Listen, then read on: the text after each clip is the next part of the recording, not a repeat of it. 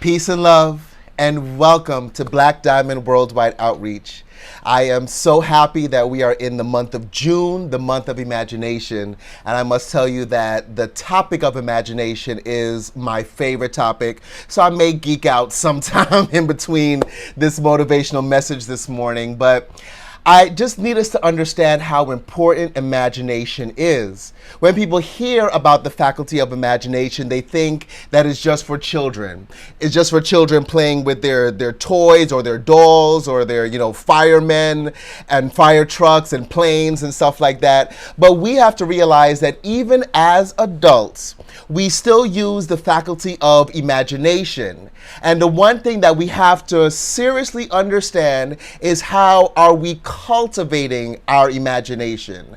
How are we using it to live our lives? And there's so much when we think about imagination because it goes beyond appearances. So there's so much to think about when we think about our incredible imagination. So let's get right into it. Let's put our fists in the air and at the top of our lungs, affirm with me, my incredible imagination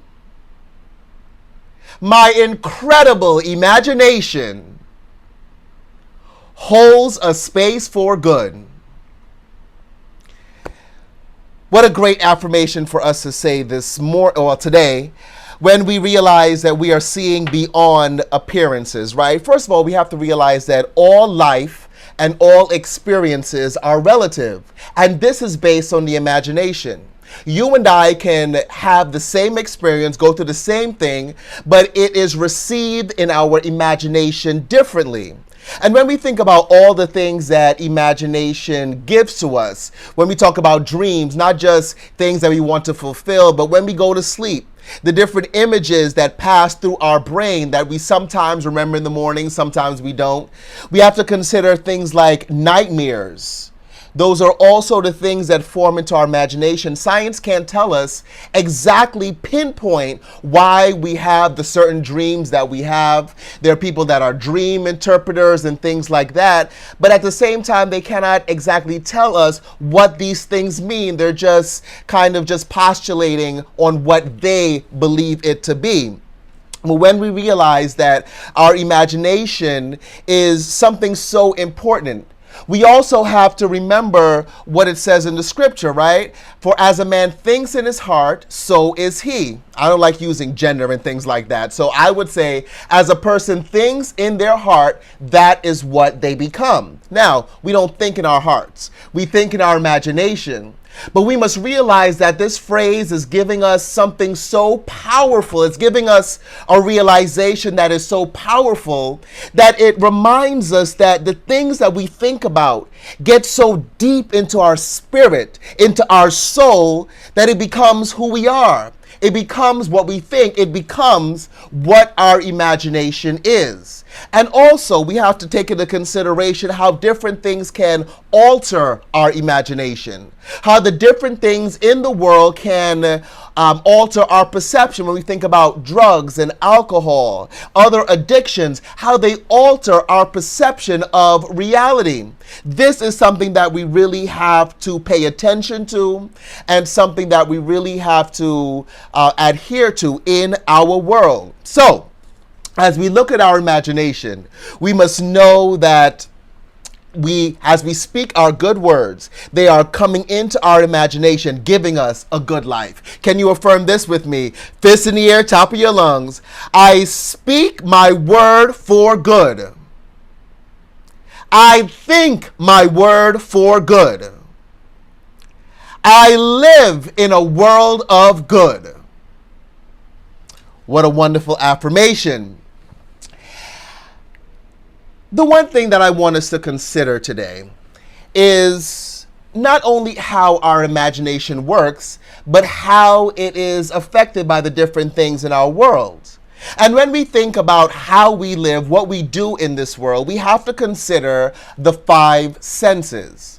And when we consider the five senses, when we pay attention to how the five senses inform our life decisions, we can really sit back and think about how we are absorbing the information from our world, how our senses are absorbing the things in our world. Now, I don't want to disrespect anyone that has a loss of one or more of their five senses. We respect you. But the one thing that I consider, when they say that people that do not have like one or more sense, let's talk about the senses. It's your sense of taste, your sense of touch, the sense of smell, the sense of hearing, and the sense of sight. It is said that when people do not have one or more of the senses, the others are heightened. So these senses work together and they work separately. But here's something that I want us to consider today. If someone has lost one or more of their senses and the other senses are heightened, is it not possible that the senses can be heightened without the loss of the senses? Right? Isn't it possible that most of us, having the five senses, that they can also be heightened? Let's talk about how we receive information from our senses. Let's first start with, let's do an affirmation. Fist in the air, let's do this affirmation. I bless and control my senses. One more time, even louder. I bless and control my senses. All right, let's get into the senses now. Let's talk about first our sense of taste. Now, during this COVID season, one of the symptoms when people know that they had COVID or were experiencing the pandemic was that they lost their sense of taste. Wow. Listen, I remember when I was smaller, when my mother used to take me to the pediatrician, right there on Linden Boulevard in Brooklyn.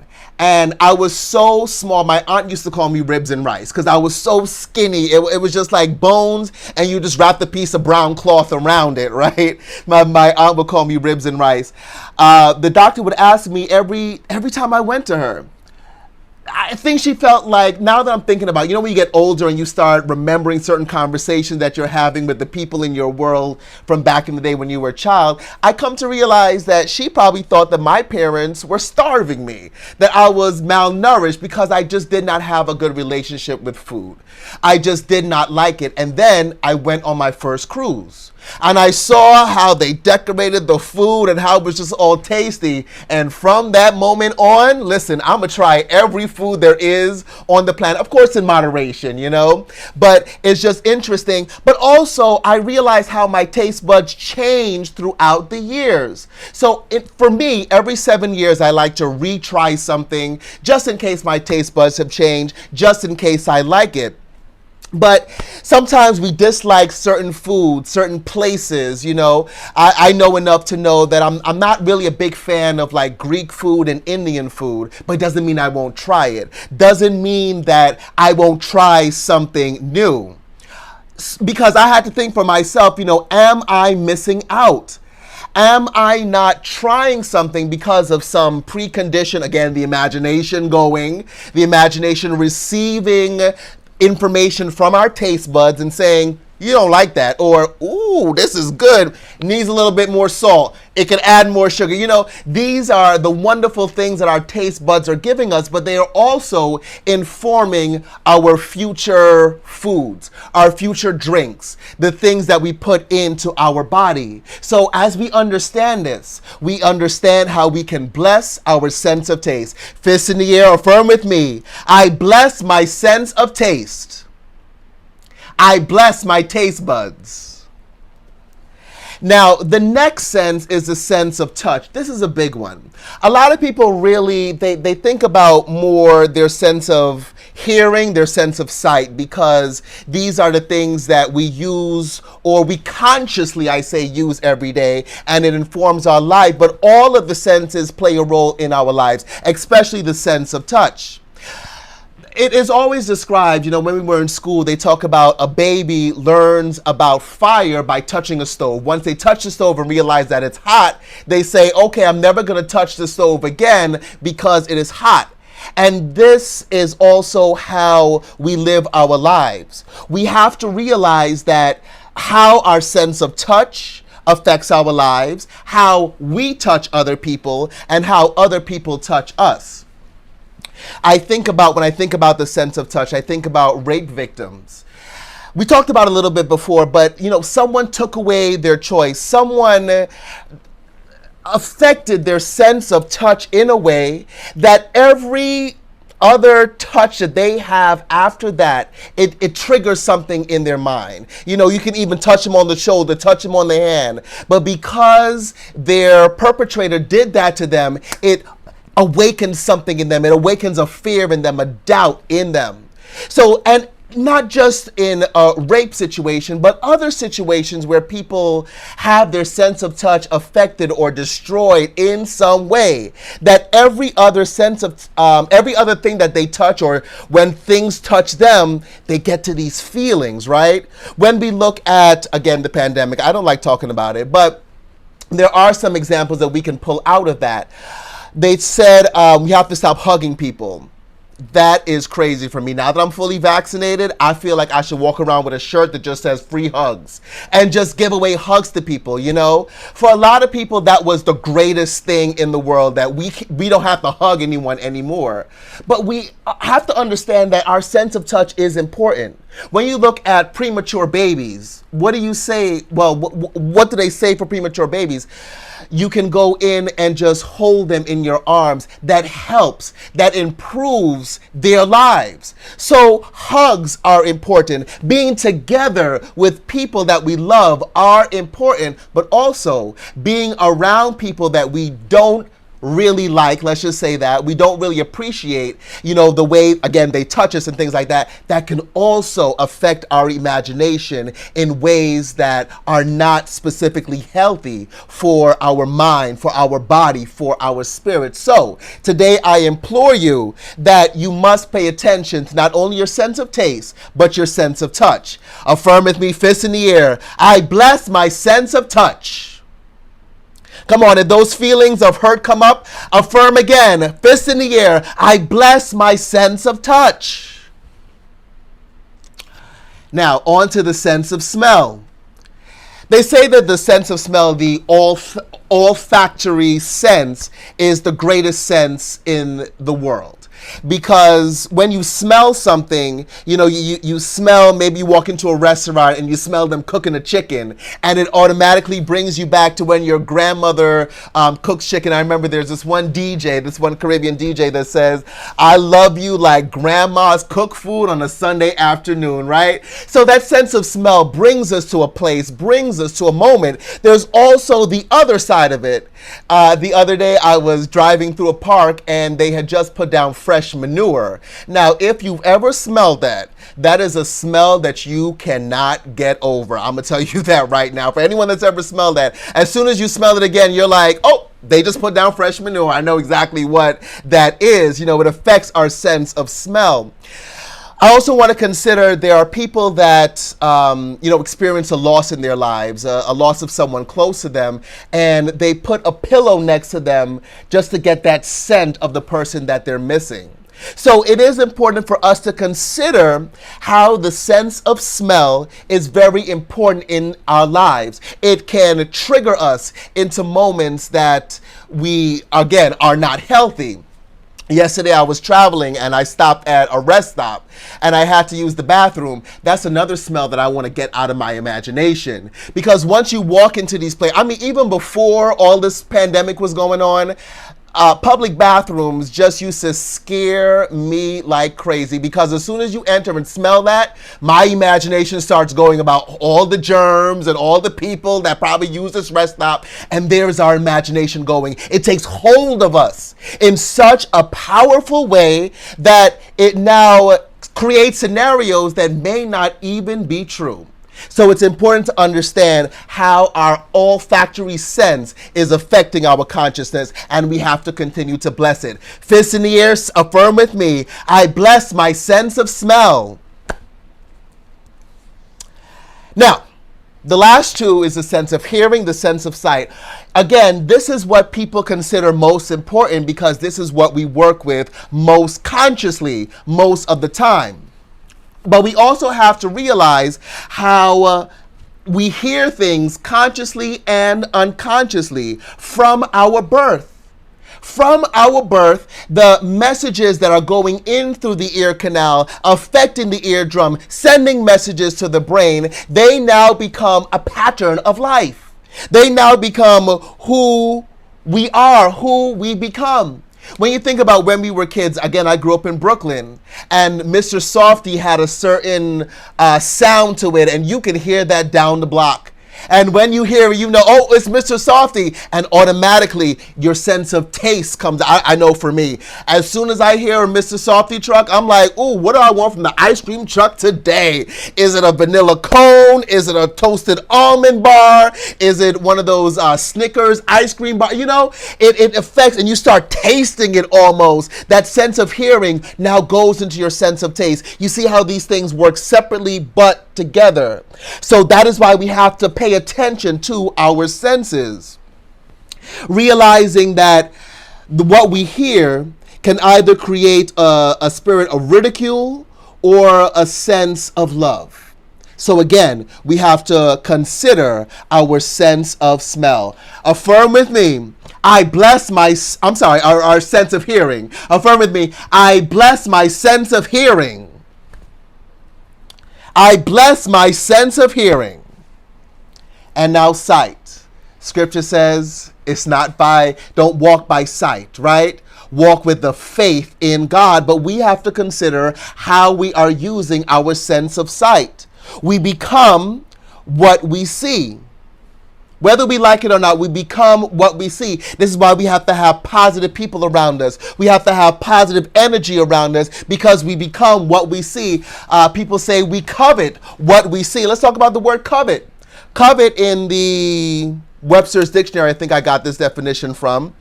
It says to yearn, the yearning to possess or to have. And it comes from our sense of sight.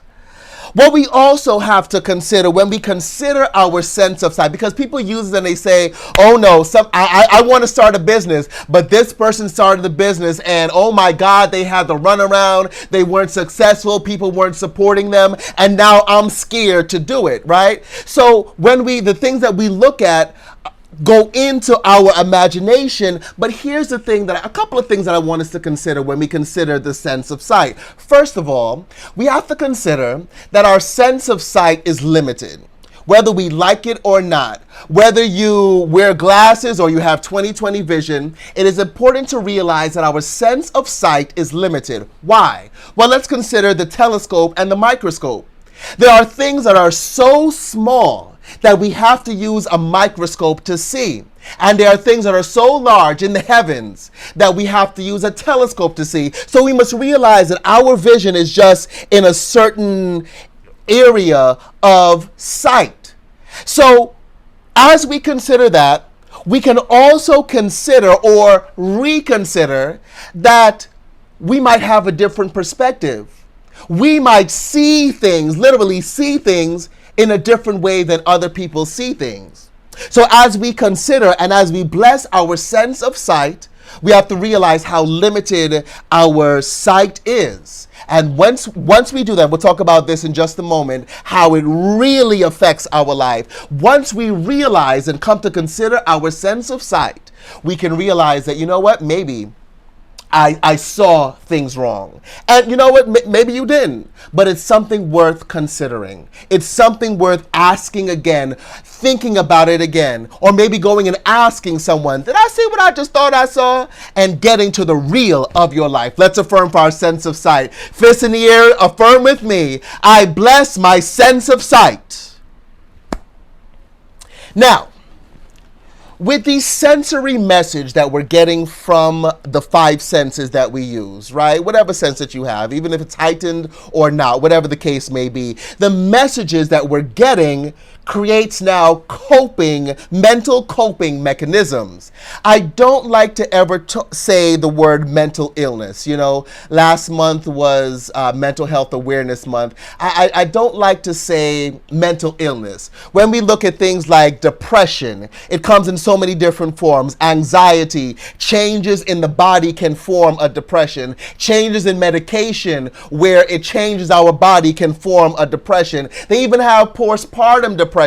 After a woman has a baby, they go through this kind of thought process of depression in their lives. Bipolar. I mean, they classify this as like 28 coping mechanisms. No more mental illness, coping mechanisms. OCD, panic attacks, phobias, agoraphobia. I think about when we started going into quarantine, I thought about the agoraphobics who didn't want to come out their house anyway, and now there's a pandemic. I just started blessing them, imagining what they are going through. And there's so many eating disorders, schizophrenia.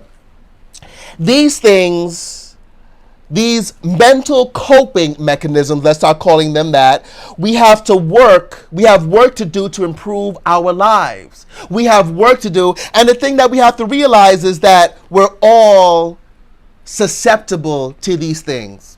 It's not a rich disease or a poor man's disease or an old person disease. It is something that we are all susceptible to experiencing. So that is why we have to understand our senses. When we come to understand how our body is receiving information and turning it in our imagination into some kind of perception, then we realize that we have to leave space for hallucinations. We have to leave space for a psychosis. I remember one time I was waiting for the light to turn into a Walmart, and the light was red on one side and my light had turned green so I could make the left into the Walmart. And as I started to, put my foot on the gas, here comes this woman. She just ran through the red light and she was sitting there like this and blew through the red light. And you could just tell the look on her face that she was going through so much. That whatever she was going through, whatever information her eyes or her ears or her sense of taste or touch or smell was experiencing in that moment, it just totally, she didn't even see the light. She didn't even know that there were people around her. So we have to leave space for the consideration that the things that we experience may not be real. They may be an hallucination. But here's the great part about it. First of all, don't fear your mental illness. Like I said, we're all susceptible to it. We all have something that we're kind of working through. So if that is you, if you're working with some kind of mental coping mechanism, remember you are still worthy. You are still a child of God. You are still a child of this all-universal force, and there is nothing wrong with you. You are still worthy of the best. But remember that all life is relative. How are you relating to your life? How are you relating to the experiences that you face in life? Affirm with me, fist in the air. I have a wonderful relationship with my thoughts. I have a wonderful relationship with my words. I have a wonderful relationship with my actions. I have a wonderful relationship with my reactions. I have a wonderful relationship with my life. Let me tell you something. Just as the doctors and the lawyers, they say you're practicing medicine, they're practicing law. Well, we have to practice life. We can go to any church or listen to how many motivational seminars and speakers and people from all over the world, but life is kind of like on-the-job training. We get, and the scripture is great and gives us inspiration. These motivational speakers, like myself, they are wonderful, but how are you receiving the information? How are you using it in real world scenarios? We have to practice life. We have to practice using our imagination for good. Start speaking positivity into your world. Start seeing that your mind, the way your mind operates, the way your imagination operates is good and healthy. Affirm with me, I train my thinking for success. One more time, I train my thinking for success. Before I even go into the last point, I want to also, for us to consider how drugs and alcohol affect our psyche. We have to consider these things, right? I was listening to a story the other day about these people that were on meth, and they had some of the craziest ideas in the world. So when we think about how we are looking, or how people are interacting with us, right? We also have to leave room that maybe they're high. Maybe they're drunk. Maybe they're experiencing some type of psychosis, some type of hallucination. That is why it's good to talk to people about certain things. Of course, if you don't know them, mind your business. But if you know these people, have a conversation with them. See where their mind is at. Look at how your mind is responding and reacting. Where is your mind? Where is your consciousness? The last point I want to leave with you is to remind you to check in with yourself daily. Like I said, even people that have these mental coping mechanisms, check on your mental health. Check on yourself daily. Take a mental inventory. You might have to be okay with not being okay. That is one of the greatest lessons that I learned. I call her Mother Iyanla. But from Iyanla Vanzant, that is one of the greatest lessons I've learned from her back in the 90s, is to sometimes you have to be okay with not being okay. It doesn't mean that you have to sit in it forever, but sometimes you have to sit in it. You have to look at your mind, expand and rise above, but don't sit in it forever. Think about how your imagination is receiving these messages and expand your consciousness. Rise above. Affirm with me, fist in the air. I am stronger than I know.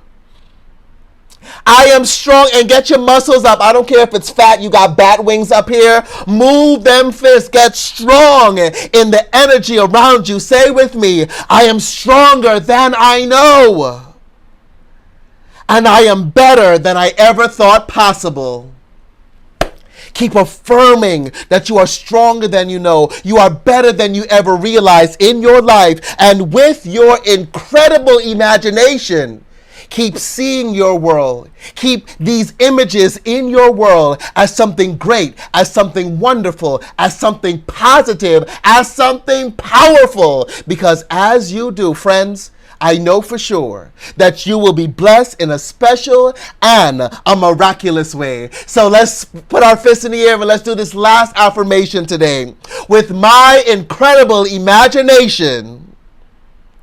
One more time, as loud as you can, top of your lungs. With my incredible imagination, I see my world of good. Friends, we're going to talk about imagination throughout this month. But it is important, again, to understand how our sensory experiences are affecting our thought process, are affecting the things that we do, the superstitions we hold, the family